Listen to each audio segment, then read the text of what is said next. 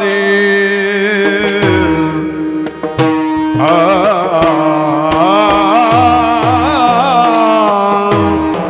धन्य दिवस आजी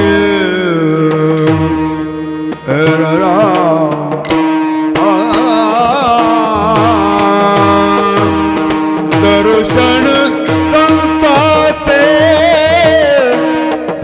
दर्शन संताचे संताचे धन्य दिवस आजी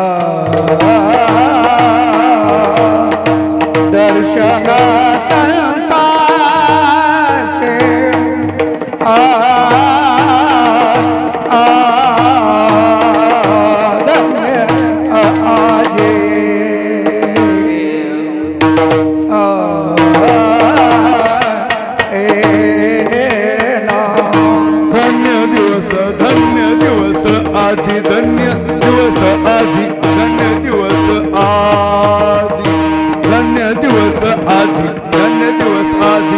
धन्य दिवस आजी धन्य दिवस आजी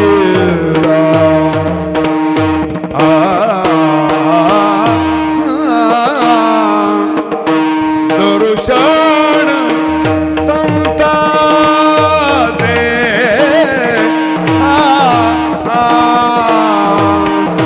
धन्य दिवस आजी धन्य दिवस आजी दर्शन संताचे धन्य दिवस आजी धन्य दिवस आजी धन्य दिवस आजी धन्य दिवस आजी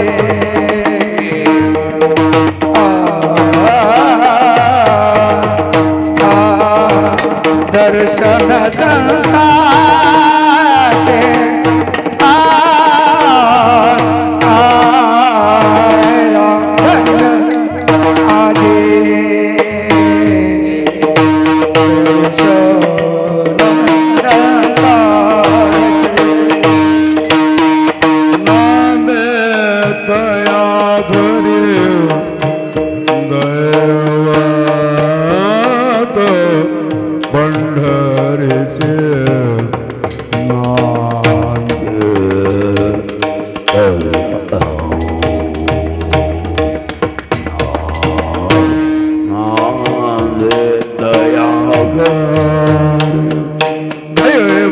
पंढरीचे नांदे तया घरी दैवत पंढरीचे धन्य पुण्य रूप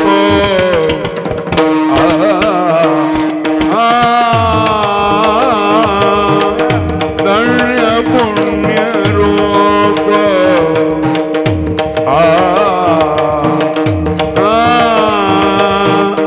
कैसा झाला संसार कैसा झाला संसार धन्य पुण्य रूप कैसा झाला संसार घरी दैवत पंढरीचे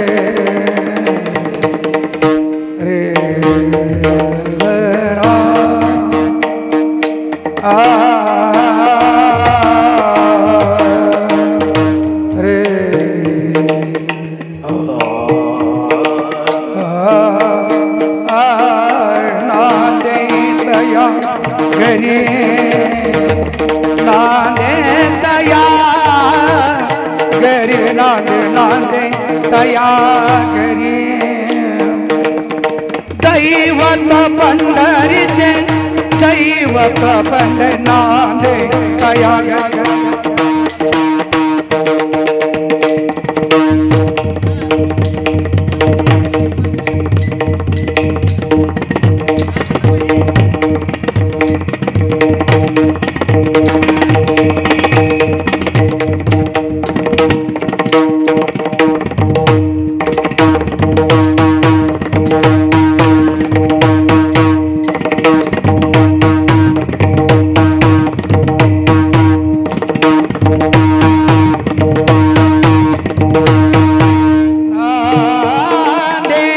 या घरी दैवत पंढरीचे धन्य पुण्यरूप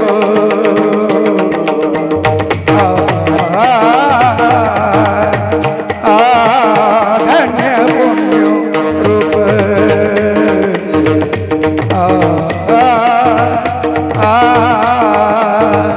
कैसा झाला संसार संसार संसार धन्य पुण्यरूप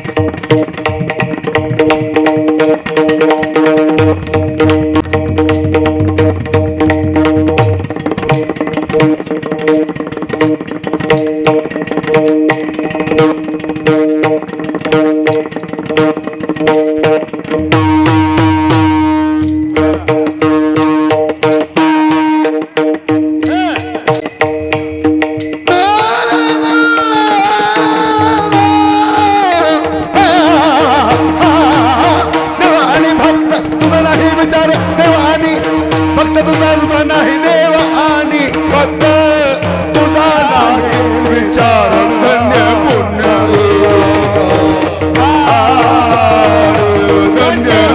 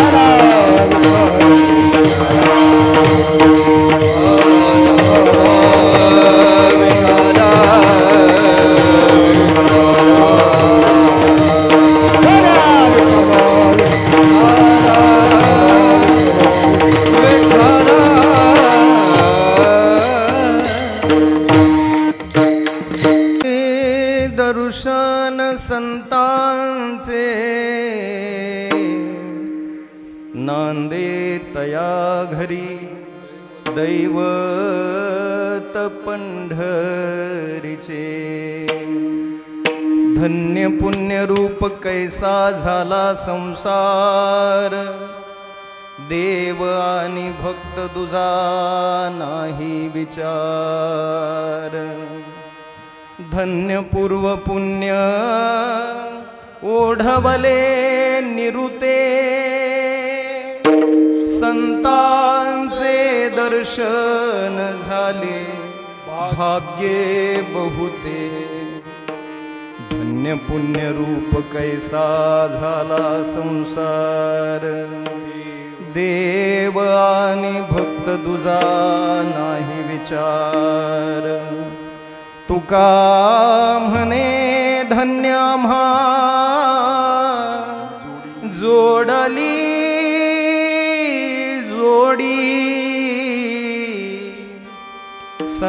संतांचे चरण आता जीवेन सोडी धन्य पुण्य रूप कैसा झाला संसार देव आणि भक्त तुझा नाही विचार विठ्ठला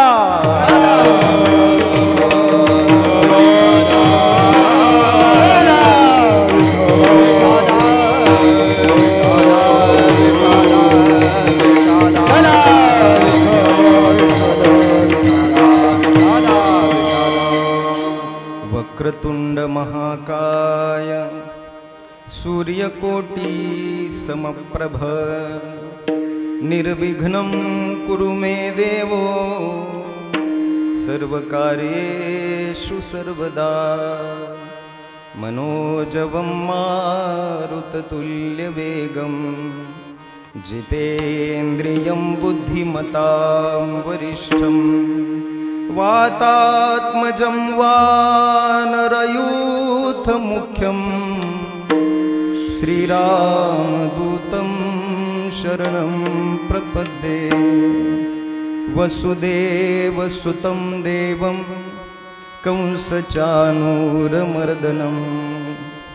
देवकी परमानन्दं कृष्णं वन्दे जगद्गुरुम् अजं रुक्मिणी प्राणसञ्जीवनन्तं परं धाम कैवल्यमेकं तुरीयं प्रसन्नं प्रपन्नार्तिहं देवदेवं परब्रह्मलिङ्गं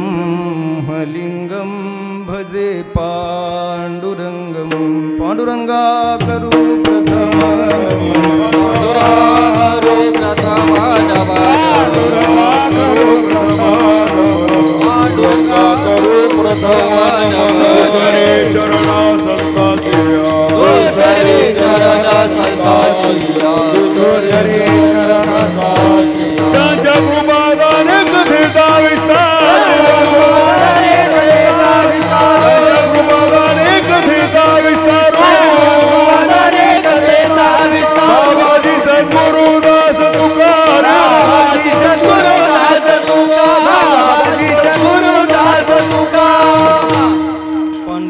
करू प्रथम नमन दुसरे चरणा संतांचिया त्यांच्या कृपादाने कथेचा विस्तारू बाबाजी सद्गुरु दास तुकारामांचे केलिया स्मरण होय सकळ विद्यांचे अधिकरण तेची बंधू श्री चरण श्री गुरूंचे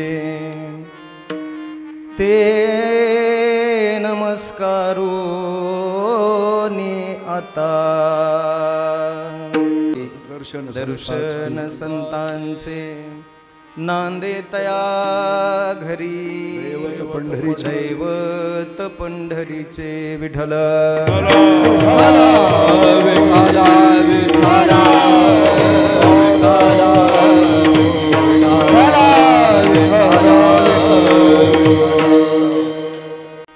प्रस्तुत प्राप्त प्रसंगी कीर्तन सेवेकरता घेतलेला अभंग वारकरी संप्रदायामध्ये विचारांचा कलश ज्यांनी सबंध मानव जातीला दाखवला असे जगत उद्धारक संत श्रीमंत श्री तुकोबाराय यांचा 4 चरणाचा अभंग आहे आणि अभंगातून जगद्गुरु श्री संत तुकोबाराय यांनी संतांच्या संसाराची स्थिती या अभंगातून वर्णन केलेली आहे. विठ्ठल विठ्ठल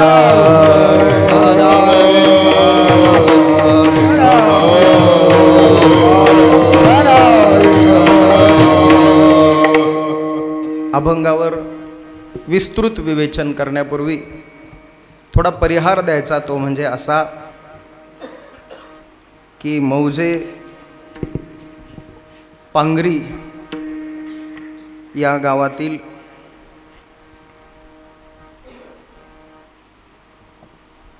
नाव फार छान आहे, संत आणि राम. देव आणि संत यांचं एकत्रित मिलन जिथं होतं असे आपल्या गावचे श्री संतराम महाराज उर्फ श्री संतराम अण्णा यांच्या पुण्यतिथीच्या निमित्ताने चालू असलेला अखंड हरिनाम सप्ताह यातली 2ऱ्या दिवसाची सेवा आहे. या सप्ताहाचे आयोजन करते महाराजांचे तिन्ही बंधू उद्धवराव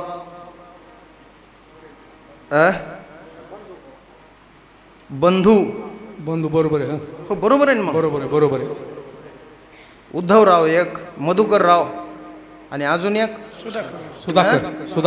सुधाकरराव. 3च आहेत ना. हो. आणि मुलं पण 3च आहेत. हो.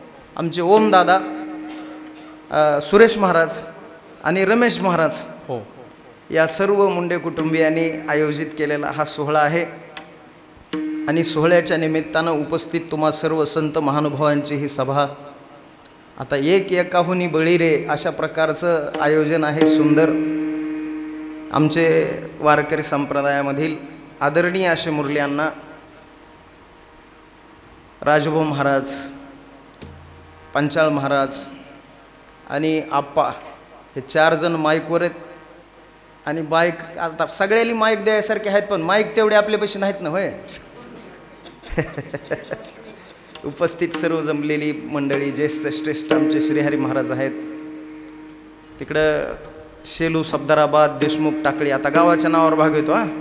पांगरी, नांदागोळ, मांडवा, त्याचबरोबर घुल्याची टाकळी आहे का नाही, सारडगाव, पुन्हा लिंबुटा, त्याचबरोबर आमचे प्रिय मित्र धनुशेठ नाथरेकर आहे का नाही, उपस्थित सर्व तळेगावकर, आमचे आत्माराम भाऊ, सदाभाऊ, शिवाजी महाराज, सर्व उपस्थित मंडळी, मृदंगाचार्य सिद्धेश्वर महाराज, वाघबेट, लिंबोटा, शास्त्री. वाघबेटचं नाव घेतलं जाणू की रेवली हुकलं. बरं, रेवलीचे बी दिसायले.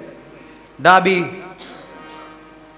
सिद्धेश्वर बुवा, त्याचबरोबर आमच्या गुरु महाराजांच्या शेवटच्या काळातली अगदी सावलीच म्हणायचं आमचा नामदेव. त्याचप्रमाणे आमचे रोजचे मृदंगवादक आहे का नाही, आपले इंजेगावकर, वैभव महाराज, सचिन महाराज उपस्थित आहेत. आणि आता ह्या धामधुमीमध्ये सर्व पुढारी मंडळी उपस्थित आहे. मलकपूरचे सरपंच आहेत आपले. आता हे सगळे भाचे आहेत बहुतेक अण्णाचे, बरोबर आहे ना. अध्यक्ष समारोप शेवटला असते. माझं लक्ष आहे माऊलीकडे. आपल्या परिसरातील हरिभक्तीपरायण सच्चिदानंद महाराज गीते आणि त्याचबरोबर भागवताचार्य हरिभक्तीपरायण ज्ञानेश्वर माऊली सलगर, सर्व संत महंत उपस्थित, सर्व ज्येष्ठ श्रेष्ठ मंडळी, तळेगावकर, राजभाऊ महाराज सर्व उपस्थित आहेत. आता जसे सुचतील तसे कीर्तनाने नाव घेतो. विठ्ठल विठ्ठल विठ्ठल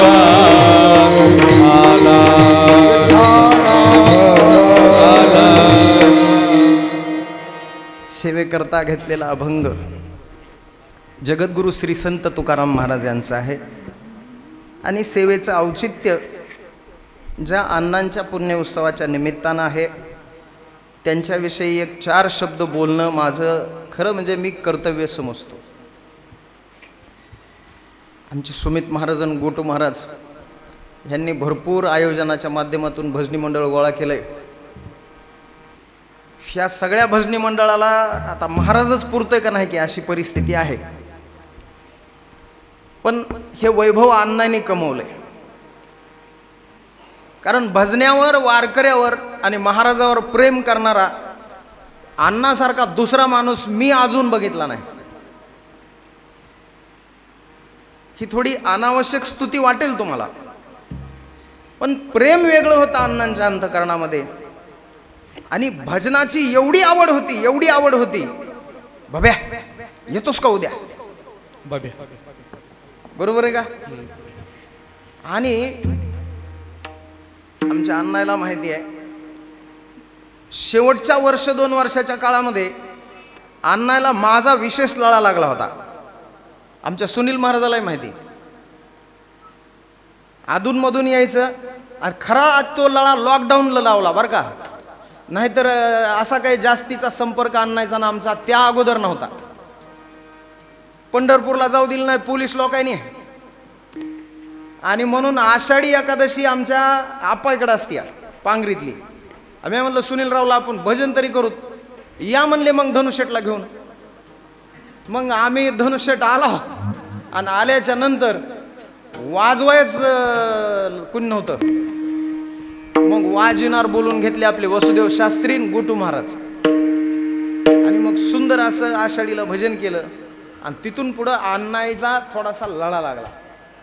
आणि पुन्हा अण्णा म्हणायचे कसं विजू महाराज जरा तुमचं ऐकावंच वाटायला व्हा म्हणायचे. म्हणजे काय होतं बघा, भजन एखाद्याचं आवडायला लागलं की त्या माणसावर प्रेम आपसूक करायचे अण्णा. आणि त्या माध्यमातून शेवटचे 1-2 वर्ष सुंदर लळा लागला. भागवताच्या एका साथीला पेटी वाजवायला होते, आमच्या मायबाप संघ होते हे पंचाळ महाराज. बरोबर आहे का? बरोबर आहे का नाही? पण त्यावेळेला सुद्धा अण्णा म्हणले हे कसं बरंच वाटायलंय. म्हणजे काय होतं, एक आवड होती आणि भजन म्हणण्याचा एवढा छंद होता की प्रचंड छंद. भजनामध्ये आनंदामध्ये निमग्न राहणारं व्यक्तिमत्व. तुकोबारांच्या नंतर जे मोजके लोक भजनानंदी म्हणून प्रसिद्ध होतील त्यामध्ये आमच्या संतराम अण्णाचं एक नाव असेल. इतका भजनाचा आनंद यांनी घेतला. आणि विशेष भजन करा वाटलं की माणसं बोलवायचे. त्याला काही काळ निमित्त काही नाही, निमित्त लागत नव्हतं अण्णाला. त्यांना वाटलं आज भजन करायचंय की 4-2 बोलून घ्यायचे. बब्या आज कसे भजनच करा वाटायले बघ. आणि लगेच 4 माणसं गोळा करायचे आणि भजनामध्ये निमग्न राहायचं. आणि दुसरा एक विशेष स्वभाव होता अण्णाचा. त्यांना एक तुम्हाला सांगू का, एक ओवी माऊलीची सांगतो म्हणजे त्याच्यावरून तुम्हाला अण्णाचा स्वभाव स्पष्ट होईल. माऊली ज्ञानोबारांनी एक सुंदर दृष्टांत दिलाय. एक माणूस सागरामध्ये पाणी ओतू लागला. कशात? समुद्रामध्ये. आता किती पाणी ओतील ते म्हणजे सागराला वाटेल की आपलं पोट भरलंय. ओतून ओतून किती पाणी वाचणार आहे? गागरीनं आणि कुठं टँकरांनी पाणी ओतून सागराचं समाधान होत असते का? होतंय का? बरं दुसरा प्रश्न विचारतो, सागराला पाणी देऊन त्याचं समाधान करायची गरज आहे का? कसं गरज आहे का? नाही. माऊलीने ओवी फार छान केली. का वारशिये विन सागरू जैसा जले आत्मनिर्भरू तैसा निरुपचारू संतोषी जो विठ्ठल विठ्ठल विठ्ठल विठ्ठल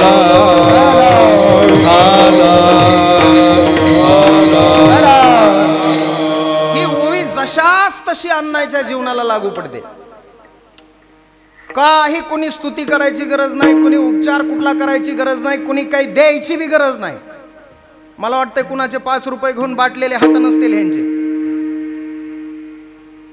अजिबात कुणी काही दिलेलं घेण्याचं आणि ते दिल्यामुळं आनंद होईल अशा पद्धतीचं जीवन आणायचं नव्हतं. कुठल्याही उपचारानं संतुष्ट होणारं जीवन या आणायचं नव्हतंच. म्हणून तैसा निरुपचारू, त्याला बाह्य उपचाराची गरज नाही, मग तो मधूनच संतुष्ट आहे. संतुष्ट सततम योगी, त्याला काही बाहेरचा देऊन संतुष्ट करायचं. जाणीव शहाणीव ओझे सांडूया तुरी, जाणीव शहाणीव ओझे सांडूया तुरी, हरी जाणीव शहाणीव ओझे सांडूया एवढी सांडूया आपण वस्ती कर वर्त तसे संसारी, धन्य जगी थोरी एक हरिरंगी नाचे. रामकृष्ण वासुदेव सदा स्मरे वाचे.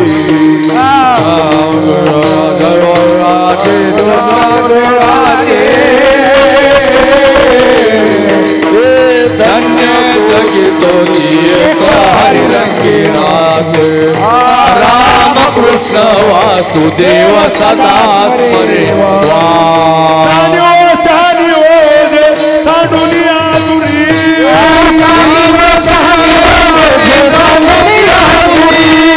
आपण वस्ती कर वर्त तसे संसारी,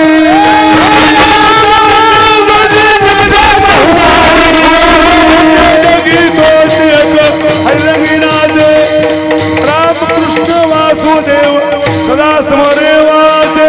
धन्य जगी तोची एक हरिरंगी नाचे. रामकृष्ण वासुदेव सदा स्मरे वाचे. जाणीवेचं शहाणीवेचं ओझ अंगावरचं काढून टाकून जसा वस्तीकर एका ठिकाणी वस्ती करून राहत नाही, तो आज इथे तर उद्या दुसरीकडे वस्ती कर वस्ती आला प्रातकाळी.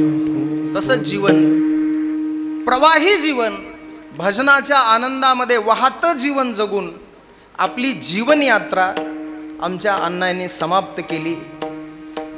मृत्यू येत असताना मात्र थोडा अपघाती आला, पण एक लक्षात घ्या, मृत्यू कसा आला हे मागच्या प्रारब्धावर अवलंबून आहे, पण मृत्यू होत असताना तुमचा भाव काय होता हा पुढच्या गतीला कारणीभूत आहे.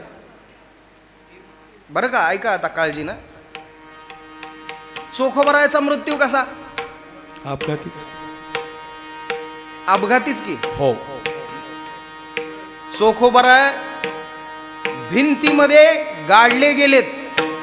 पांडुरंगाचा निरोप आहे नामदेव राहिला, नामा जाय, आणि भिंती खाली दबलाय चोखा. म्हणले महाराज भिंती खाली काय एक दबलाय का? हजारो लोक दबलेत आणि त्याच्यातले चोखोबराय कोणते म्हणून ओळखायचे? देवानं खून सांगितली, नामदेवराय ज्या हाडामधून विठ्ठल विठ्ठल आवाज येईल ते चोखोबाचे हाडे, ते घेऊन या, आपल्याला इथं महाद्वारामध्ये समाधी करायची आहे. कुठं समाधी आहे? महाद्वारामध्ये. महाद्वारामध्ये कुणाची? भिताड पडून मेलेल्याची. अहो ते कशात मेले हा विषयच गौण आहे. मरताना त्यांच्या अंतरात्म्याची स्थिती काय होती याच्यावर पुढची गती अवलंबून आहे. लक्षात आलं का? ऑब्जेक्शन घेणाऱ्या लोकांना कधी कधी हे स्पष्ट करून सांगावं लागतंय, विठ्ठल विठ्ठल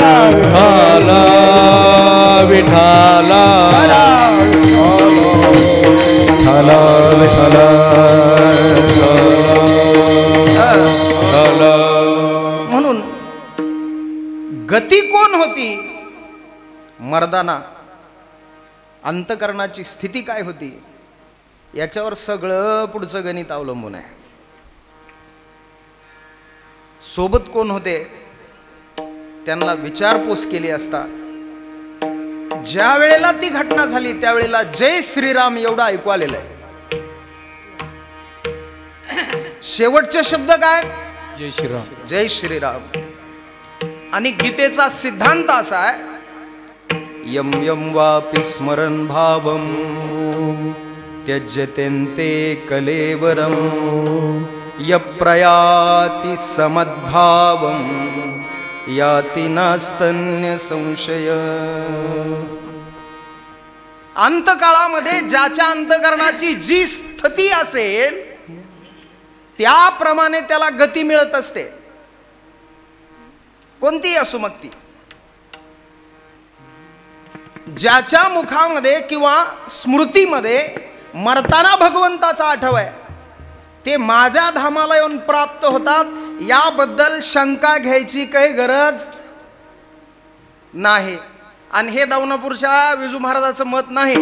अंतकाळी ज्याच्या नाम आले मोखा तुका म्हणे सुखा पार नाही, तुका म्हणे सुखा पार नाही.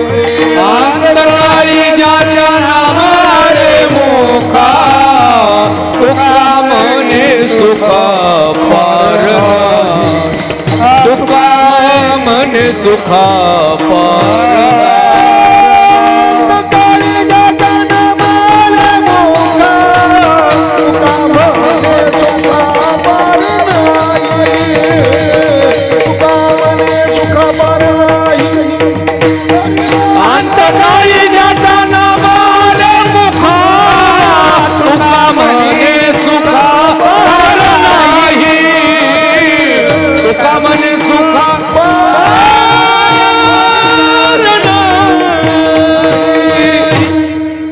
ज्याच्या अंतकाळामध्ये मुखाला नाम यावं त्याच्या सुखाला पारावार नाही, पुढचं त्याचं सगळं जे आहे ते सुखरूप आहे. पण नाम असं अंतकाळाला मुखामध्ये अपघातानं येत नाही बरं का. अपघातानं नाम येत नसते, त्याला इंद्रियाला आधी वळण पडावं लागतंय. तसं काही थोडा बहुत लाग पान, काही थोडा बहुत लाग पान, करा भक्ती भाव धरा बळकट, करा भक्ती भाव धरा बळकट, तन मन ध्यान द्याला वनी आलित, हरी करण्यात कोण देवला, तन मन ध्यान द्याला वनी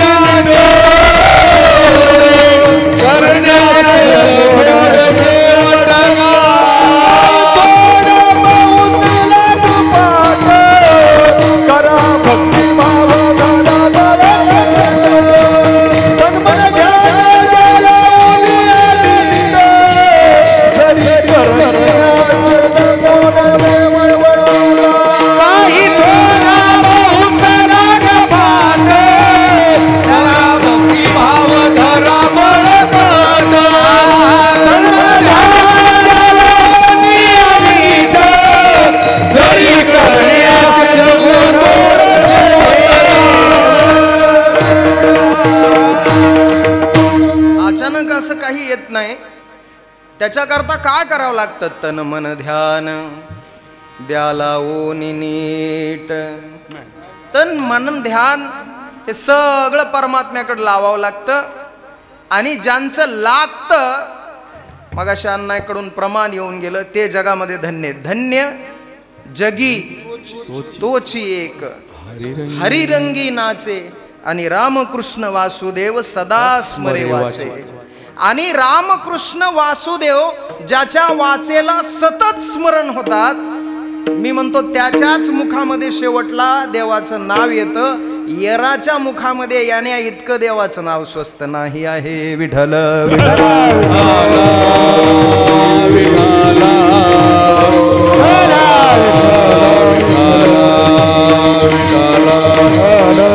आणि म्हणून आमचे अण्णा जरी अपघातात गेले असले तरी यम यम वापी स्मरण भावम त्यज्यतेंते कलेवरम.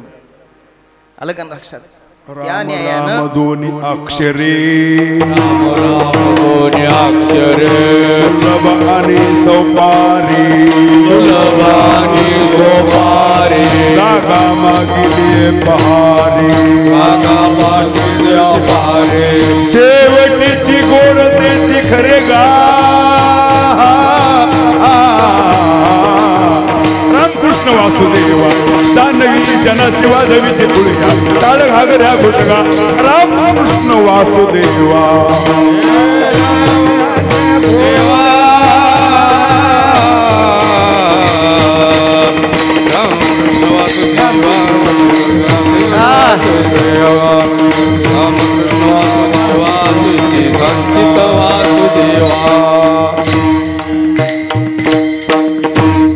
आपल्याला पाठ नव्हतं बा.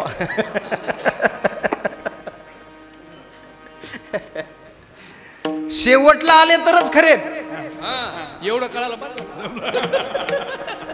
किती सोपे असले आणि किती सुलभ असले तरी मध्ये येऊन काही उपयोगाचे नाही. शेवटीची गोडतेची खरे गा. आणि आमच्या अण्णांनी शेवटच्या टायमाला त्यांना गाठलेलं आहे.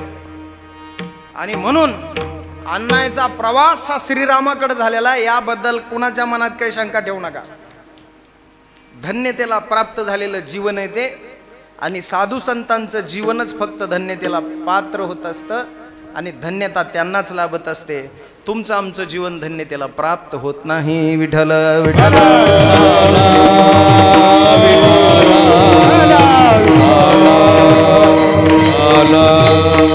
अशा एका धन्यतेला प्राप्त झालेल्या संत स्वरूप विभूती असलेल्या संतरामांनांच्या पुण्यतिथीच्या निमित्ताने सेवेकरता घेतलेला अभंग जगद्गुरु श्री संत तुकोबाराय यांचा आहे. तुकोबाराय या अभंगामध्ये संसाराबाबतीत जी गोष्ट घडत नाही ती कशी काय घडली या गोष्टीचं एक आश्चर्य व्यक्त करतात. वास्तवामध्ये संसाराचं स्वरूप हे पुण्य स्वरूप नाही बरं का. कारण संसार हा लोभ वाढवणारा प्रकार आहे सगळा. बघा लोभ कसा वाढतो. मोटरसायकलवर आम्ही फिरत होतो भजन करायच्या काळामध्ये, बरोबर आहे का बा. मोटरसायकलवरच येत होतो एक तळेगावला भजनाला. थोडे दिवस झाल्याच्या नंतर लोभ वाढला, 4 चाकी घ्यावा वाटली. थोडी जरा बारक्या चाकाची ती आता मोठ्या चाकाची घ्यावा वाटायली. लक्षात येईल का कशासाठी सांगायला होते. मी माझा फुगीरपणा सांगणं ह्याच्यात, मी माझा दोष सांगायलो. संसाराचं स्वरूपच असं आहे की हा लोभ वाढवतो. एकदा मिळाली का वस्तू की पुन्हा तिच्या पुढचं काय, तिच्या पुढचं काय, तिच्या पुढचं काय. संसारातली हाव कधीही संपणारी नाही. आणि हे लोभ वाढत जातात तसं तसं माणसाच्या हातून घडणारं पाप सुद्धा वाढत जातं. कारण लोभ हीच पापाची जन्य आहे. शेजाऱ्याचा बाण सारतय माणूस का म्हण. लोभापोटीच की एखादी काकरी निघाली तर निघाली, दुसरं काय. मग बाण सारणं पुण्य का पाप या. लोकाचं लुबाडून घेणं सोपी व्याख्या आहे की हो. पुण्य परोपकार आणि पाप हे परपीड. लोकाला दिलेली पीडा म्हणजे देव वाटती का पीडा मनातून नाही, लोभ द्यायला लावते, लोभ द्यायला लावते. म्हणून संसार हे लोभानं भरलेलं घर आहे सगळं. लोभ वाढत जातो आणि लोभ वाढत जाईल तसा तसा तसं तसं तसं तसं आपल्या जीवनातलं पाप सुद्धा वाढत जातं. आणि म्हणून संसाराशी तादात्म्य पावलेला माणूस, संसारामध्ये स्थिरावलेला माणूस, संसाराला खरं समजून बसलेला माणूस हा जीवनामध्ये पाप कर्म केल्याशिवाय राहतच नाही, राहतच नाही. संसार जर लोभ स्वरूप असेल तर या संसारामध्ये पाप घडणं हे अटळ आहे. म्हणून पापाशिवाय संसार नाही, बरं का. मुळामध्ये या संसाराची उत्पत्ती आपला महाराज आहेत, भागवतकार आहेत, आणि आपल्याला वासुदेवदास महाराज बाबाजीच्या मुखामधून आपण श्रीमद भागवताचं चिंतन ऐकत आहात. भगवंताच्या लोभापोटीच संसाराची निर्मिती झालेली आहे. भगवंताला अनेक व्हावंसं वाटलं, इथूनच सुरुवात आहे ना. मग त्यानं काय केलं, त्यानं पहिल्यांदा माया स्वीकारली, म्हणजे संसार स्वीकारला. बस. हो, त्याला एकट्याला करमत नव्हतं, मग माया स्वीकारली. आणि माया स्वीकारल्याच्या नंतर त्या मायेच्या अनुषंगानं त्रिगुणाची धारणा, इथून संसार विस्तार सुरू आहे. बरोबर आहे का महाराज? चुकत असलं तर करेक्ट करा. इथून सुरुवात होते. मग रजगुण, तमोगुण आणि सत्वगुण हे तिन्ही गुण आपापली करामत दाखवायला चालू करतात. त्याच्यातला एक तर पूर्णपणे पाप स्वरूप आहे. माऊलीने एक छान ओवी टाकली त्याच्यावर, त्या तमोगुणाची आपली काय नेमकी प्रवृत्ती असते हे सांगणारी. अंग भारे सुटला धोंडा, आपण फुटोनी होय खंड खंडा, का आड आलिया ते रगडा करी जैसा. विठ्ठल विठ्ठल तमोगुणी माणसाला माऊलीनं उपमा दिलेली कशाची? भल्या मोठ्या धोंड्याची. हा जर माळावरून खाली सुटला ना म्हणले माऊली, काय करतो? एकतर स्वतःच्या अंगाचे तुकडे करून घेतो, आपण फुटोनी होय खंड खंडा, आणि त्याच्या मार्गामध्ये जर कुणी आडवा आला, माऊली म्हणतात त्याचा रगडाच करतो. आता या स्वभावामध्ये कुठं पुण्याचा कण तरी आहे का? स्वतःला तरी पीडा द्यायची, नाही तर दुसऱ्याला तरी पीडा द्यायची. याच्यात कुठं पुण्याचा लेश आहे? पीडा देणं म्हणजे पुण्य आहे का पाप आहे? पूर्ण पापमय हे तमोगुण. दुसरा रजोगुण, त्याचा स्वभाव माऊलीने छान सांगितला आहे. असो धनमानी आस. इथंच गणित फार सुंदर आहे या स्वभावाचं. बघा, धन कमवायचं असलं की पाप करावं लागतंय, आणि मान कमवायचा असला की पुण्य करावं लागतंय. ह्याला दोन्ही पाहिजे, याकावर भागत नाही याचं. याला धनही पाहिजे आणि याला मानही पाहिजे. आणि धन कमवण्याकरता करावं लागतं पाप, आणि मान कमवण्याकरता करावं लागतं पुण्य. मग याच्या स्वभावामध्ये सुद्धा पापाला कुठेही एक्सक्यूज नाही. आधी पैसे कमवावं लागतील आणि पुन्हाच पुण्य करता येते. बरोबर आहे का नाही? मोठे लोक सगळे सांगा मला, मी गरीब माणूस आहे, मला काही कळत नाही ह्याच्यातलं. आधी चॅरिटी का आधी इन्कम? कसं सचिन महाराज, कसं आधी कमाई आणि पुन्हा समाजसेवा. विठ्ठल विठ्ठल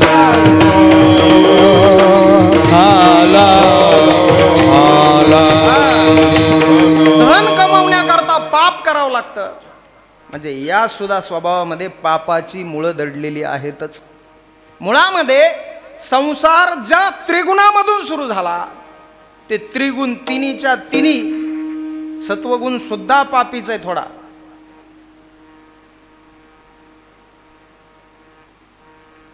ऑब्जेक्शनेबल वाक्य हे, ऑब्जेक्शन घेऊ शकतात माणसं. मग माणसानं काय तमोगुणीच राहावं का? ऐका, सत्वगुण्याला लालसा कशाची? ज्ञानाची. बरोबर आहे महाराज, ज्ञानाची. ज्ञान वाढल्याच्या नंतर त्या सत्वगुण्याच्या अंगात काय येतो?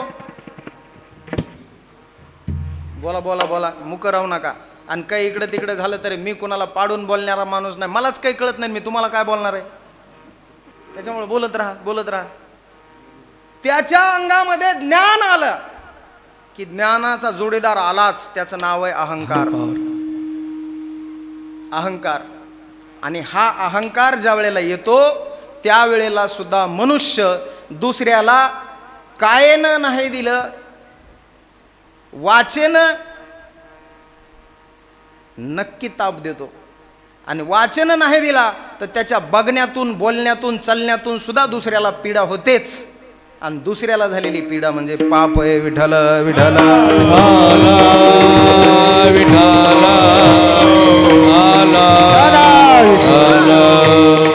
मुळामध्ये हा संसार देवानं ज्या त्रिगुणांची धारणा स्वतःशी करून त्याचा विस्तार पुढे केलेला आहे, त्या त्रिगुणातला शोभ, त्याच्यातून निर्माण झालेला आकाश तत्व, हे पंचदशीतले प्रकार सगळे पुढे आले.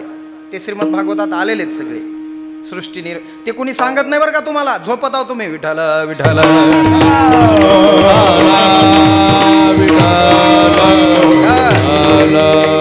भागवतकार सांगण्याच्या भानगडीत पडत नसते असलं काही बी. दुपारचा टाइम असते, आधीच उन्हातानाचं कथा असतात. पुन्हा ह्या मंडळींनी सगळ्या कूलर लावलेले असते, तर घरच्यापेक्षा वातावरण थंडगार असते त्याच्यामुळं. आणि पुन्हा माझ्या कीर्तनात कथेत एक काय घोळ आहे की झोप भलतीच लाडकी. एकदा 6 महिने न झोपलेला माणूस माझ्या पुढे आणून बसविला. मी म्हणलं महाराज काय चाललंय? सगळं बरं आहे म्हणला, पण सुखच नाही. मी म्हणलं कमन 6 महिने झालं झोपलो नाही म्हणला. किती? मी म्हणलं सगळे झोपले तरी वा, एवढा का होईना माणूस जागा राहायची शक्यता आहे, कारण 6 महिने झोपलेला नाही. मी कीर्तन चालू केलं, सगळ्यात आधी तर ते घुरू लागलं. आणि मग तसल्या वातावरणामध्ये आधीच दुपारचं वातावरण, आम्ही आमचं हे असलं सुरू केलं, झोप देईल का नाही माऊली लोक? गार झोपी जातात. त्याच्यासाठी असलं काही सांग जाऊ नये. भागवतकार सांगत बी नाहीत, हुशार झाले तर तुम्हाला गाणे म्हणून नाचविण्यात जास्त पैसे गोळा होतात हे आम्हाला पक्क माहीत झालंय. कळलं का बिघाड कुठं झालाय ते? कळत असलं तर बघा, नसलं कळत तर द्या सोडून. आमच्या बापाचं काय डिझेल राहिले. माफी मागून बोलतो बाबा हो, आयोजक लोकांनी वारकरी संप्रदायाचं स्टँडर्ड डाऊन केलेलं आहे. तमासगिराला, नटाला मोठा कीर्तनकार म्हणायला तुमचं फार मोठं नुकसान. विनोदाची कथा गोडला, विनोदाची कथा गोडला, विनोदाची कथा गोडवाटी, विनोदाची कथा गोडवाटी.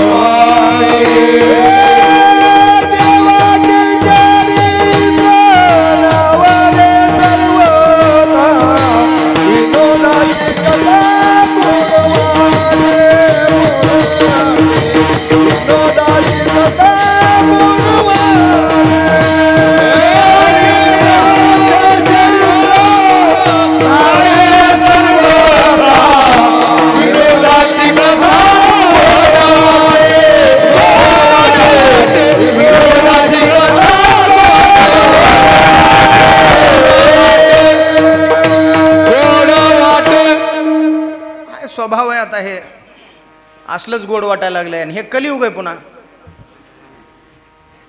असो, चला त्या मुद्द्यावर आपल्याला चर्चा करायची नाही. आपला विषय इथून निघाला होता की देवानं संसार निर्माण करत असताना जे त्रिगुण स्वीकारलेले हेच पापमय आहेत,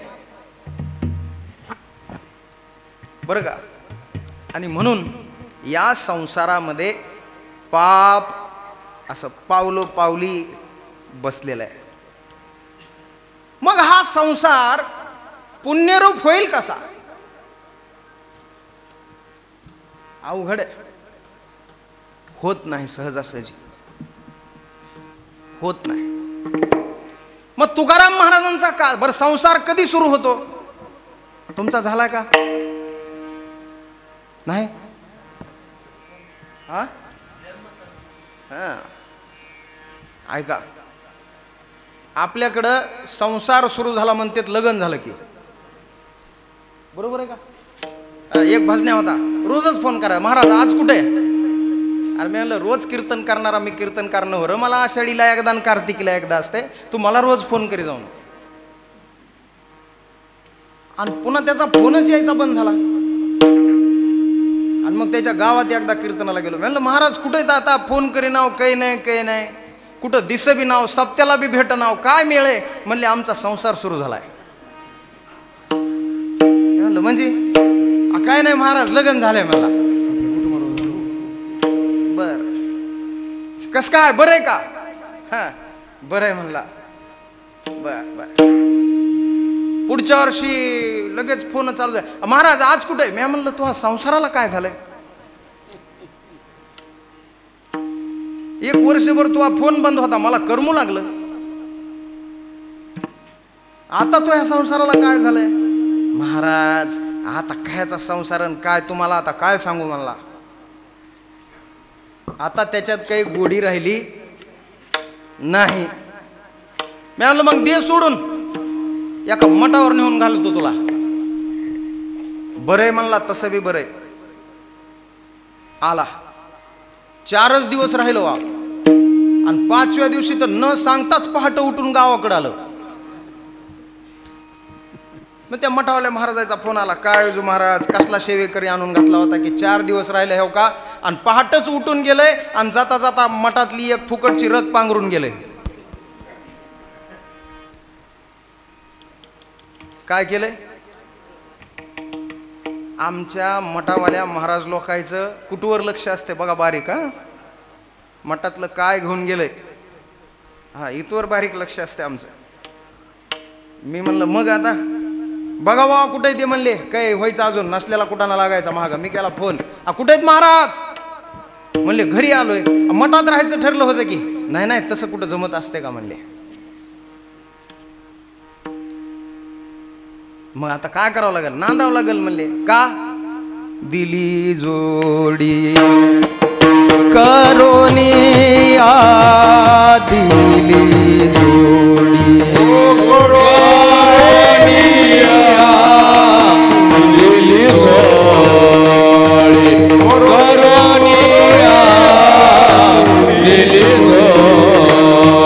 संसाराची कोण गोडी दिली जोडी करोनिया दिली जोडी करोनिया दिली जोडी करोनिया संसाराची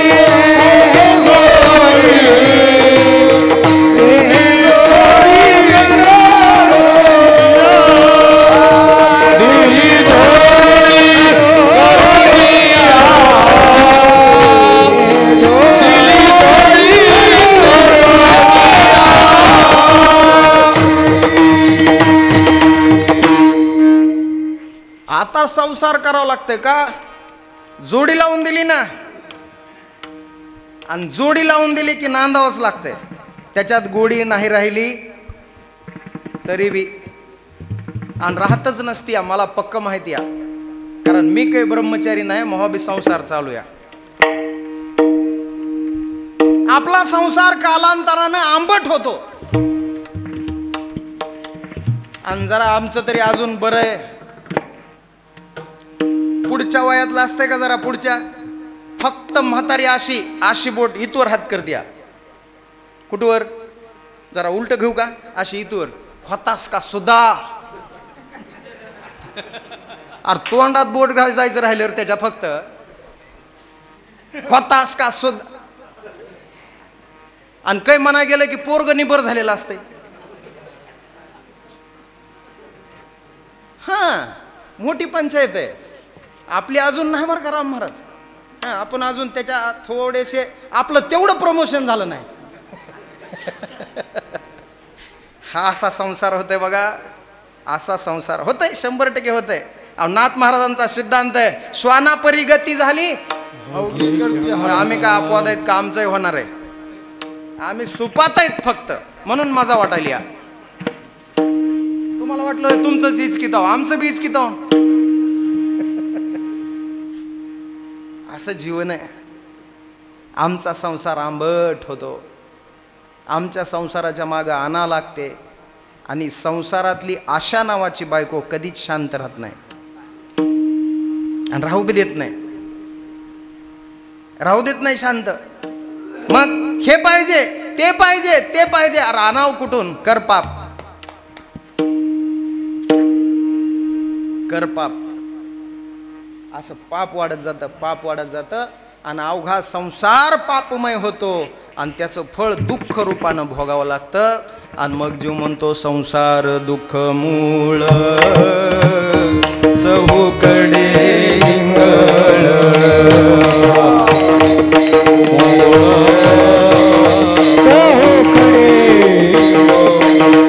विश्रांती नाही कोठे रात्र दिवस तळमळ. विश्रांती नाही कोठे रात्र दिवस काम क्रोध लोभ सोने पाठी लागले ओढाळ.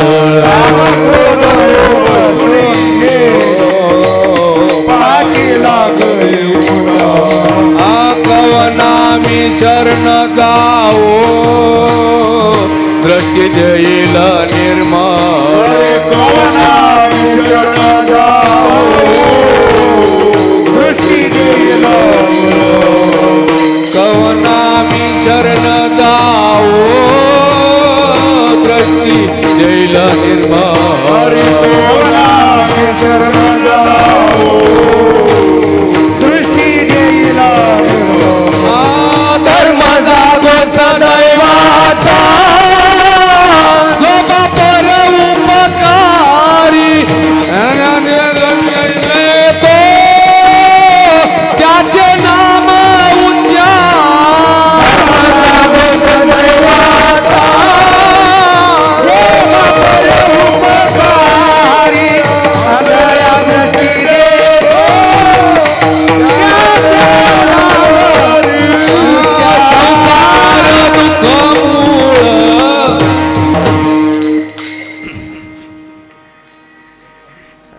रडत बसते पुन्हा दुःखमुळे. म्हणून का दुःखमुळे? बायको नीट नाही. कोण बायको? आशा, आकांक्षा, कामना असे वेगवेगळे नाव आहेत तिला. आपल्या संसारामध्ये आपली बायको म्हणजे आशा, कामना, वासना असे वेगवेगळे नाव तिला. ती धड नाही, ती पाप करायला लावते. संतांच्या घरामध्ये बायको लय धड आहे. कोण बायको म्हणून नांदत आहे? ज्ञानेश्वरीमध्ये भगवान एकदा अर्जुनाला म्हणले, अर्जुनाव काय मला भक्ताच्या घरी नांदायला आवडत आहे.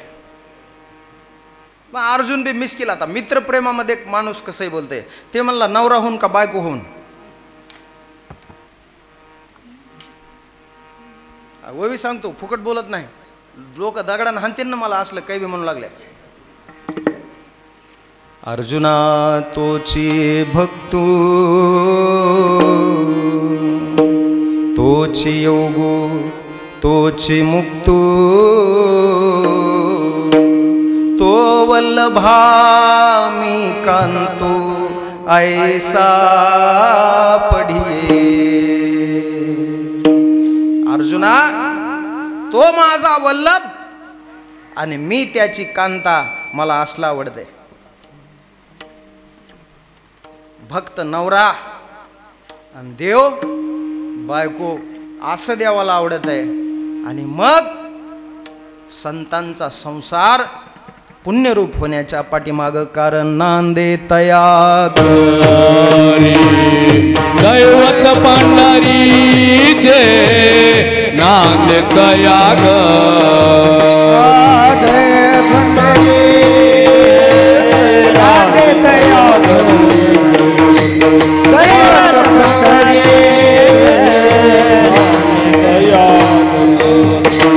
धन्य दिवसाजी दर्शन संताचे धन्य दिवसाजी दर्शन संताचे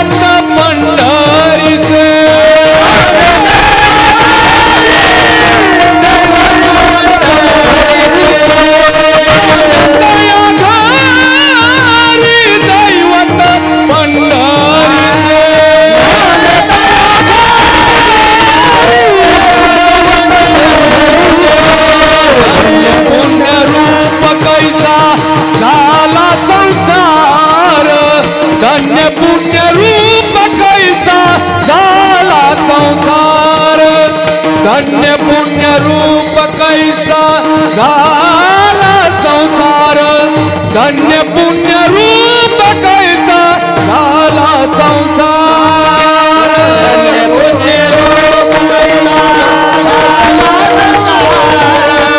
धन्य पुण्य रूप कैसा झाला संसार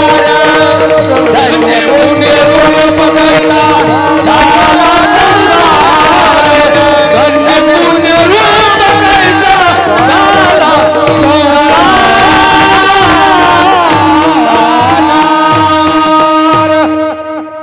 आमच्या घरची नांदणूक जी आहे ती आशा कामना वासनेची आहे आणि संतांच्या घरची नांदणूक ही देवाची आहे.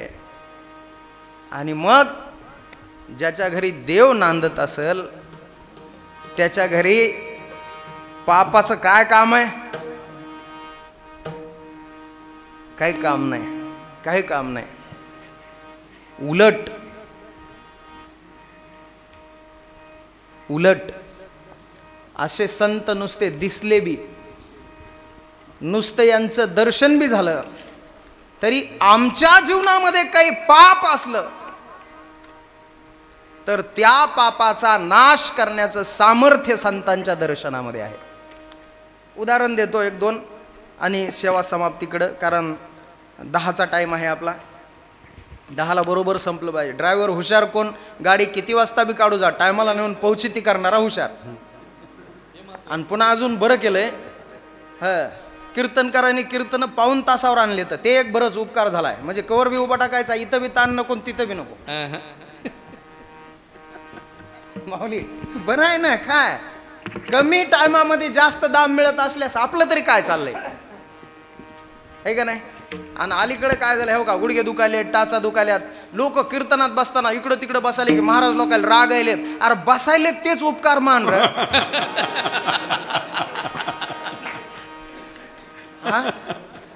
काळ कसला चालू आहे आणि तू म्हणायलायस काय वागा? लोक बसायलेत हेच उपकार आहे. असं आहे सगळं. ऐका, अत्यंत प्रतिकूल कर्म. किती प्रतिकूल? एक माणूस मारला की एक खडा रांजणात टाकायचा. किती रांजणं भरले? 7 रांजणं भरले खड्याचे. म्हणजे माणसं किती मारले असतील? साधं पाप आहे, अगणित अगणित पाप आहे. मग एके दिवशी एक गरीब माणूस आपलं त्याच्या खिशात दमडा नको, विना आपलं असं वाजवायलेलं नारायण नारायण नारायण नारायण. ए नारायण बंद कर दे. इकडे कार बुवा, दाम कुठे काढ. दाम आम्ही सदैव सुडके मळी येता चोर धाके. अरे चोराला भिव आमच्यापाशी काय? अरे असतंय ठुल्याला काय दाखवा म्हणले आमच्याकडे काय नाही, आमचं धन एकच आहे, आम्हा घरी धन शब्दाची बस. रत्ने. आमच्याकडे दुसरं काय धन नाही. बर मग म्हणले हे बघ तुझ्यापाशी द्या काही नसलं, हे एक गोष्ट आहे वा, हे विनाधर, ह्याचं काय करू म्हणला, ह्या लाकडाचं. आता त्या लाकडातलं ह्याला काही कळत नव्हतं, आणि ज्याला काही कळत नाही ते एखादा गवई लय मासा आला फनायला का नाही, का बॉम्ब लागले काय उळायलंय बॉम्बलायला नाही. शब्द बरोबर म्हणीचा. अरे गाडवा तुला त्याच्यातलं काही कळत नाही म्हणले माऊली. जे जे तिचे गौरव नेने ते तयासी भिंगुळवाने म्हणून प्रसंगुतेने म्हणावा की. तुला त्याच्यातलं काही कळत नाही म्हणून त्याच्या गाण्याला इवळणं म्हणतोस का? असला प्रकार असतो सगळा. त्याला त्या विण्यातलं आणि त्या तारायतलं आणि त्या स्वरातलं काही कळतच नव्हतं, ह्याला एकच कळत होतं, मारायचं. ते म्हणला मग हे बघ तुझ्याजवळ काहीच नसल्यास मोकळा जाऊ देत नसतो वा, 4 रटे तरी खावा लागतात म्हणला. तू हे रटे खातो म्हणले, पण तू घरी जाय आणि ज्याच्यासाठी हे पाप करायलाच त्याला जाऊन विचार एकदा की या पापाचं जे दुःख फळभोग पुढं तुला मिळणार आहे त्याच्यात ते सहभागीत का. गेलं घरी आणि जाऊन विचारलं बायकोला, का ग हे सगळं जे मी करतोय रोज लुटमार लोकांची, हे तुमच्यासाठी करतोय, मग ह्याचं फार मोठं दुःख रूपानं फळ मला पुढं भोगायला मिळणार आहे, वाटून घेताल का? ती म्हणली आमचा काय संबंध आहे. अरे अरे हे तुमच्यासाठी करतोय, तुमचं कर्तव्य आहे ते. आणि मग ह्याच्या लक्षात आलं अर हे भोगणं तर माझं मला एकट्याला आहे की, बदमाश आहेत की हे सगळे. आणि वापस गेला मरा म्हणला. त्या मराचं राम कवा झालं त्याला बी कळालं नाही. आता महाग 7 रांजणं भरून खडे होते माणसं मारलेले. किती मोठं दुःख उपभोगायला मिळायला पाहिजे होतं. मिळालं का? मिळालं का? नाही. का? प्रारब्ध बदलण्याची ताकद संताच्या दर्शनात आहे म्हणून. याचं छान उत्तर हे आलं का लक्षात तुमच्या? म्हणून आपलं प्रारब्ध प्रतिकूल जरी असलं तरी संताची जर कृपा आपल्यावर झाली तर आपलं प्रतिकूल प्रारब्ध त्याचा पूर्णपणे नाश होऊन आपल्या जीवनामध्ये पुण्य फुलवण्याची ताकद संतांच्या दर्शनामध्ये असते. आणि एवढी अलौकिक घटना ज्या दिवशी घडते त्या दिवसाला तुकोबाराय धन्यता देऊन म्हणतात, धन्य दिवस आजी दर्शन संतांचे, नांदे तया घरी दैवत पंढरीचे. आणि देव नांदायला असल्यामुळं तुकोबाराय म्हणतात की हा संसार कसा झाला? धन्य पुण्य रूप कैसा झाला संसार, धन्य पुण्य रूप कैसा झाला संसार, धन्य पुण्य रूप कैसा झाला संसार, धन्य पुण्य रूप कैसा झाला संसार, पुण्य रूप कैसा झाला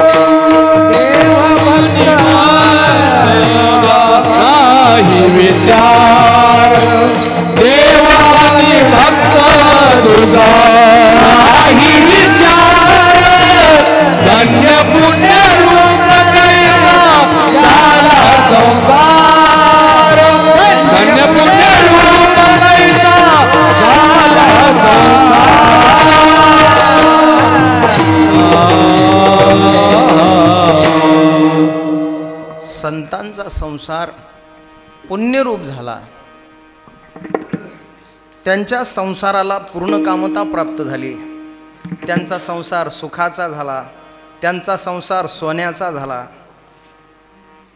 संसार सोन्याचा होण्याकरता एक गोष्ट लागती मावल्यावर, बरं का, लक्ष देऊन ऐका. दोघांत एकमत लागते.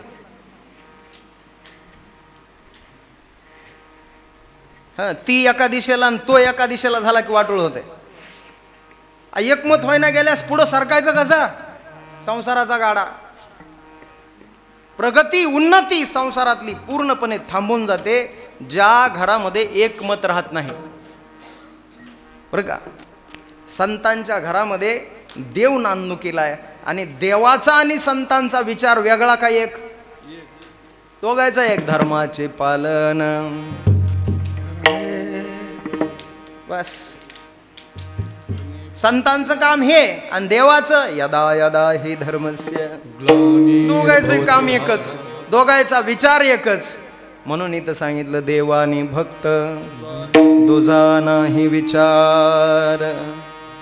मग अशा संतांचं जे दर्शन होत आहे ते फार काही सुलभ गोष्ट नाही, बहु अवघड आहे संत भेटी. शक्यता होत नाही. पण तुकोबाराय म्हणतात आम्हाला झालं. कशामुळं? मागचं पुण्य ओढवल्यामुळं.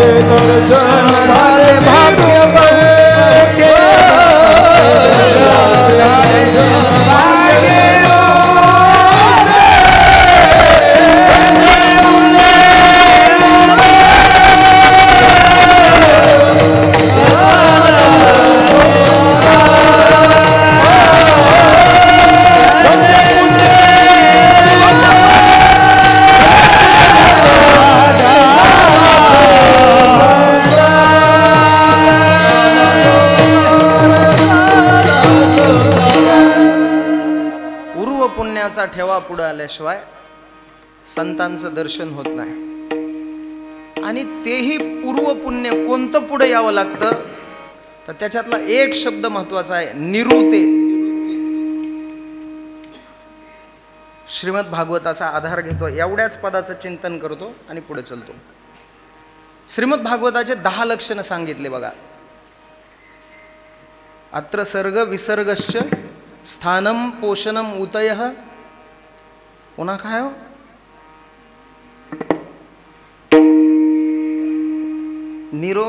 निरोध मुक्ती आश्रया काहीतरी पुढचं आहे ते, मला नेमकं लक्षात येईना. 10 लक्षणं भागवताची त्याच्यामध्ये सांगितली. सर्ग विसर्ग स्थान पोषण उती, नंतर निरोध ईश अनुकथा.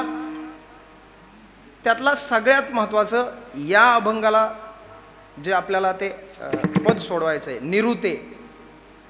उती म्हणजे वासना, त्यातलं जे लक्षण आहे का नाही, उती. उती म्हणजे काय, उती म्हणजे वासना. आणि त्या उतीच्या अगोदर नि असा एक उपसर्ग लागलेला आहे, जो निशेष करण्याचं द्योतक आहे पुढच्या पदाला. पुढचं पद उती आहे आणि त्याच्या अगोदर निशेष आहे. ज्याच्या अंतकरणामधल्या उती निशेष झाल्यात, कामना रहित कर्म करून ज्यानं पुण्य कमवलंय. पुण्य कमवायचं म्हणून पुण्य नाही कमवलं बरं का. आजचा अभंगच एवढ्या करता घेतलाय मी, बाकी काहीच नाही. हे एवढंच पद फक्त या महात्म्याला लागू होत आहे. संतराम अण्णांनी आपल्या जीवनामध्ये पुण्य कमवायचं म्हणून अजिबात परोपकार कुणावर केलेला नाही. पुण्य गोळा करण्याकरता केलेलं नाही हे. मग काही नाही, आपल्या आपल्या आनंदामध्ये निमग्न राहण्याकरता आणि निरपेक्ष भावनेनं केलेलं आहे. जे केलंय ते अपेक्षा शून्य, वासना शून्य. कधीच कुठली वासना अंतकरणामध्ये भजनाच्या कामामध्ये ठेवलेली नाही. आणि मग असं वासना रहित कर्म करून कमवलेलं जे पूर्व पुण्य, ते पुढं वळवल्याच्या नंतर आपल्या जीवनामध्ये कुठंतरी संतांची भेट होत असते. आणि ज्या दिवशी ती झाली त्या दिवशी आपला भाग्य उदय झाला, त्याच्यावर शिक्कामोर्तब झाला, असं सांगणारं एक तुकोबारायांचं प्रमाण आहे बघा. पुण्य फळले बहुता दिसा, भाग्य उदयाचा ठसा, झालो सन्मुख तो कैसा, संत चरणी पावलो. संतांचं चरण प्राप्त होणं म्हणजे पूर्व पुण्य जे निरुते होतं, उतीरहित होतं, ते ओढवल्याच्यामुळं आम्हाला साधूचं दर्शन झालं. धन्य पूर्व पुण्य. असं पूर्व पुण्य कोणी ते नसतंच, दुर्मिळ गोष्ट आहे. म्हणूनच तुकोबारायांनी त्याला सुद्धा धन्यता दिली. कशाला? त्या निरुते पुण्य पूर्व पुण्याला. आणि म्हणून तुकोबाराय म्हणतात धन्य पूर्व पुण्य ओढवले निरुते, संतांचे दर्शन झाले भाग्य बहुते. संतांचं चरण आम्हाला प्राप्त झालं, महत्भाग्यानं झालं. परिणाम काय असतो? आजी फिटले माझे कोडे, बहुत जन्माचे साकडे, कोंदाटले पुढे, परब्रह्म सावळे विठोबार कुमार.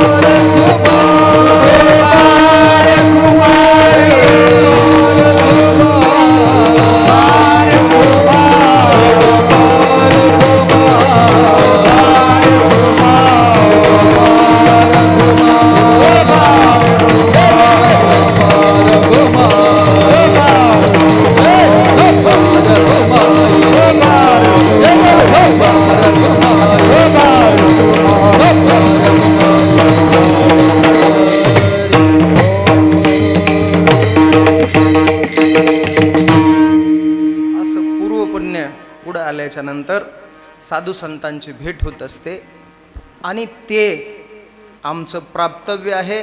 ते आम्हाला प्राप्त झालेलं धन आहे. कोणतं? संतांचं चरण. आणि मग हे जे प्राप्तव्य आहे, ज्याच्यामुळं एवढा मोठा अलौकिक लाभ होत असेल, कोणतं? प्रतिकूल प्रारब्ध जळून परमात्मा समोर येऊन उभं टाकणं, याच्यापेक्षा मोठा लाभ कोणता आहे का? वाल्या कोळ्याच्या जीवनामध्ये प्राप्त झाला बघा तो. एवढा मोठा लाभ जगामध्ये दुसरा कुठलाही असत नाही.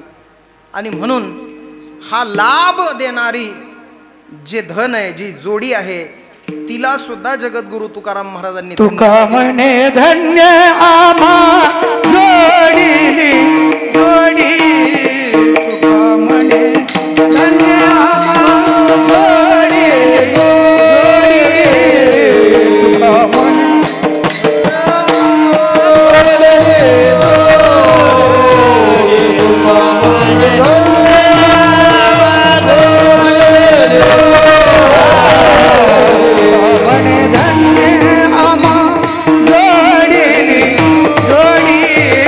तुका म्हणे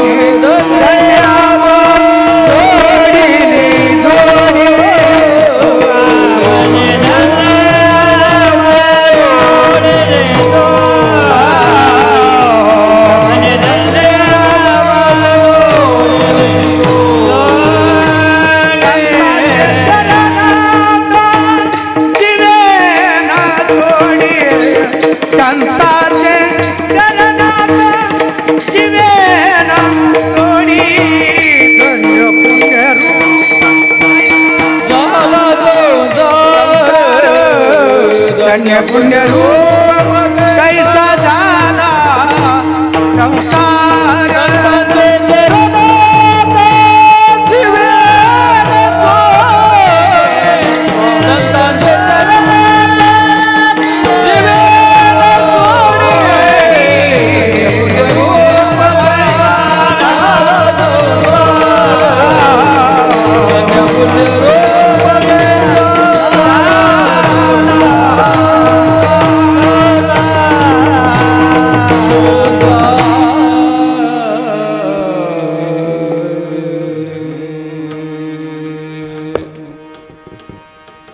जे प्राप्त झालंय ते धन्य आहे. तुका म्हणे धन्य आम्हा जोडली जोडी. आणि ते सोडावं अशी आता आमची भावना नाही. आमचा जीव त्या जोडलेल्या जोडीला सोडायला तयार नाही. हे प्राप्तव्य आम्ही आता सोडायला तयार नाहीत. आणि खरंच महत्भाग्यानं जे संत चरण प्राप्त झाले ते सोडूही नाहीत. ते सोडू नयेत. सोडले तर अवघडच आहे. आणि खरंच या कुटुंबानं आयुष्यभर प्राप्त झालेले संत चरण सोडले नाहीत याचे आम्ही साक्षीदार आहेत. वैकुंठवासी ब्रह्मीभूत ज्ञानोबा माऊली लटपटे महाराज यांच्या कायम प्रेमामध्ये राहिलेला हा परिवार आहे सगळा संतरामांनाचा. आयुष्यभर ऋणानुबंध जपले, पुढे सोयीर संबंधही झाले आणि मरेपर्यंत या कुटुंबावरची कासवी नजर आणि या कुटुंबावरचं प्रेम महाराजांच्या अंतःकरणामध्ये कायम राहिलं. आणि यांच्याही अंतःकरणामध्ये महाराजांविषयीचं प्रेम कायम राहिलं. म्हणून या कुटुंबाला सुद्धा या कीर्तनाच्या माध्यमातून मी धन्यता देतो. माझ्या दृष्टीनं हे कुटुंब धन्यतेला प्राप्त झालेलं आहे. सगळे हे तिन्ही भाऊ आणि त्यांचे तिन्ही चुलते अण्णाय सगट सर्व कुटुंब धन्यतेला प्राप्त. आणि अशा अण्णांच्या पुण्यस्मरणाच्या निमित्तानं माझ्यासारख्या एका सामान्य कीर्तनकाराला सेवेची संधी दिली आणि अण्णांच्या चरणावर हे वाक्पुष्प समर्पित करण्याचा एक अवसर प्राप्त करून दिला. म्हणून मी आपल्या सर्वांचे मनपूर्वक आभार मानतो. आणि अण्णांच्या पश्चामध्ये आपण दाखवलेलं हे प्रेम आमच्या अंतःकरणामध्ये त्याची जागा कायम राहील आणि आम्ही असंच आपल्या प्रेमामध्ये राहू. भगवंतानं तुमच्याही अंतःकरणामध्ये आमच्याविषयीची प्रेमाची जागृती अशीच कायम तेवत ठेवावी. आणि हे प्रेम प्रीतीचे बांधले ते न मोडे काही केले अशा पद्धतीनं महाराजांचं वचन सिद्धीला जाईलच. अशा पद्धतीचं आपल्या सगळ्यांच्या अंतःकरणामध्ये भाव प्रगटीकरण व्हावं या इच्छेसह ज्ञानोबाराय तुकोबारायांचं भजन करून या ठिकाणी थांबतो. ज्ञानेश्वर माऊली ज्ञानराज माऊली तुकाराम. ज्ञानेश्वर माऊली ज्ञानराज माऊली तुकाराम.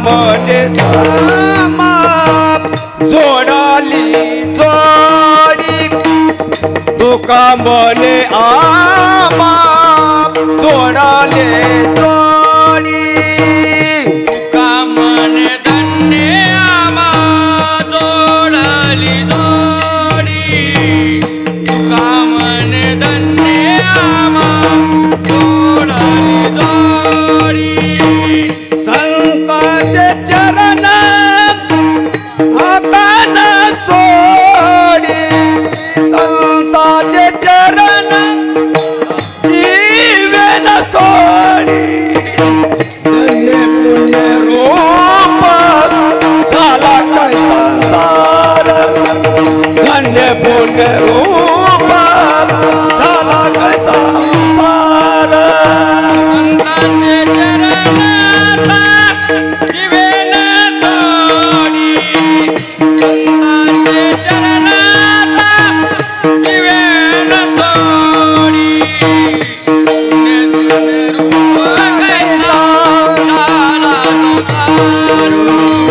धन्य पुण्य रूप कैसा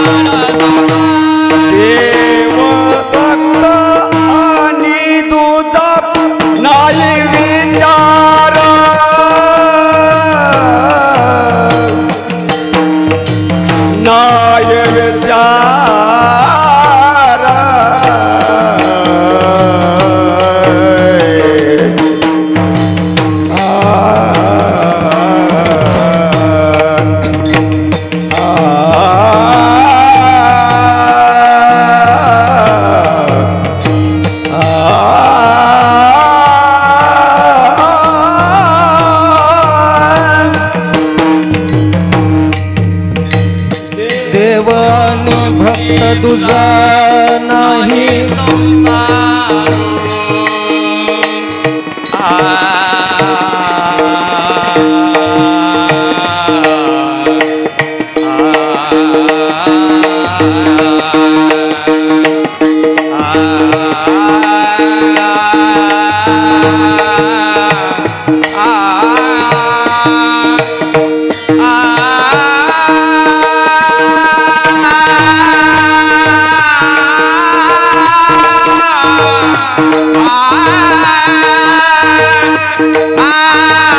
देवानी भक्त तुझा नाही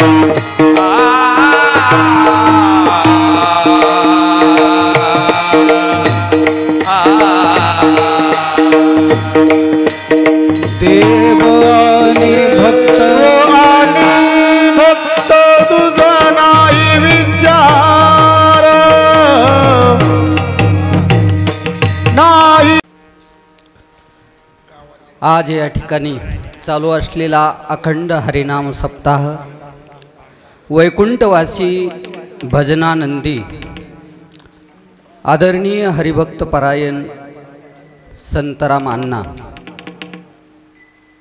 आता या ठिकाणी आत्ताच कीर्तन झालेले आहे आदरणीय हरिभक्त परायण विजू महाराज आगाव यांनी सर्व सांगितलेलंच आहे तरी पण आग्रह आता मोठे माणसं आहेत त्यांच्याबद्दल काय बोलावं माझ्यासारख्या छोट्या माणसानं परंतु सर्व परिसराला माहीतच आहे की त्यांचा स्वभाव भजनानंदी माझ्याही जीवनामध्ये अत्यंत अगदी जवळचा त्यांचा संबंध आला काही कीर्तनाला अण्णा उपस्थित होते आणि एक वेळ कथेचाही एक दिवसाचा प्रसंग आला अगदी एक दिवसाची कथा तुम्हाला सांगतो आळंदी यात्रेमध्ये आदरणीय हरिभक्त परायण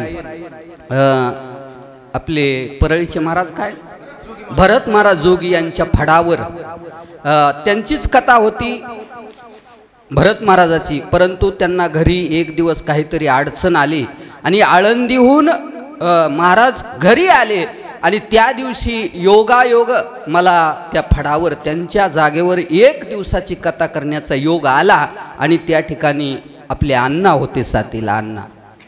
आणि कथा केली म्या. आणि अण्णांचा स्वभाव एवढा दयाळू कृपाळू आणि मी माझ्या जीवनामध्ये स्वतः अनुभवलं. आणि कार्यक्रम झाल्याच्या नंतर असं एकांतामध्ये घेऊन जवळ बसून अगदी सांगायचे अण्णा. आणि मला वारीमध्ये जवळ घेतलं आणि सांगितलं, महाराज अमुक अमुक तुम्ही असं केलं पाहिजे. काय केलं पाहिजे नेमकं मी आता सांगणार नाही. त्यांनी मला जे सांगितलं आणि माझ्या जीवनामध्ये त्यांनी जे मार्गदर्शन केलं इथं सांगण्यासारखं नाही.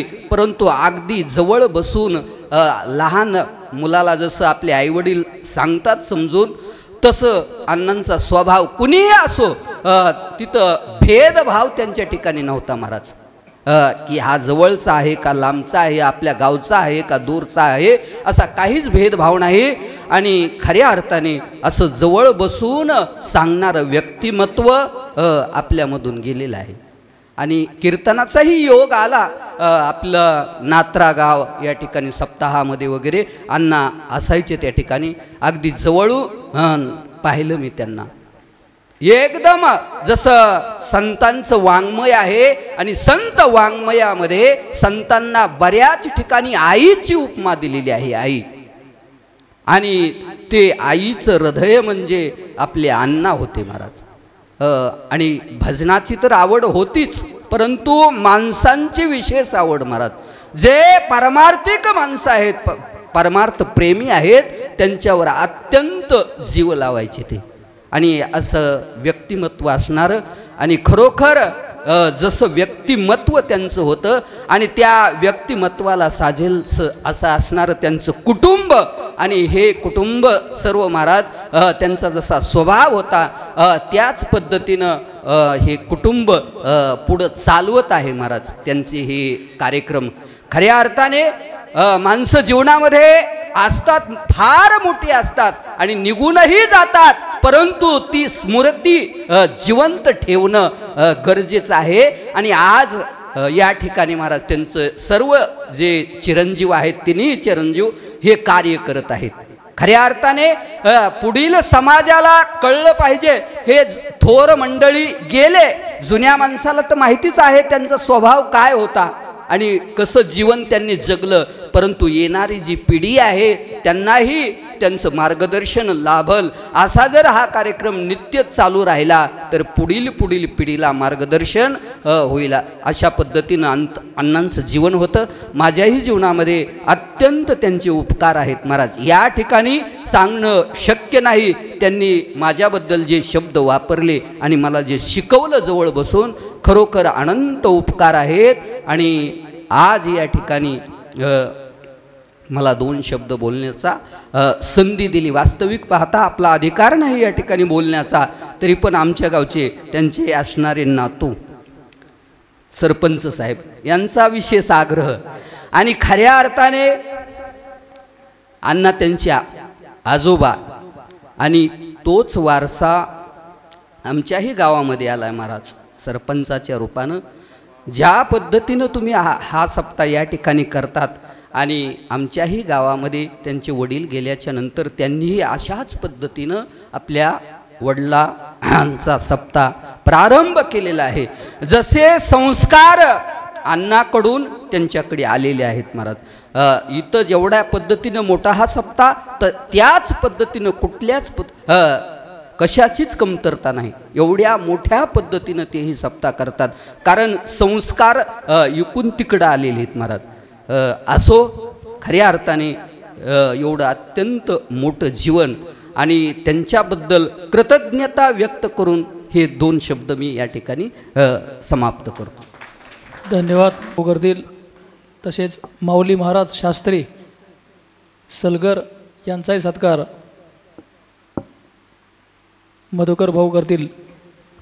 ज्ञानदेव तुकाराम, देव तुकाराम, ज्ञानदेव तुकाराम, ज्ञानदेव तुकाराम, ज्ञानदेव तुकाराम, ज्ञानदेव तुकाराम, तुकाराम तुकाराम तुकाराम तुकाराम.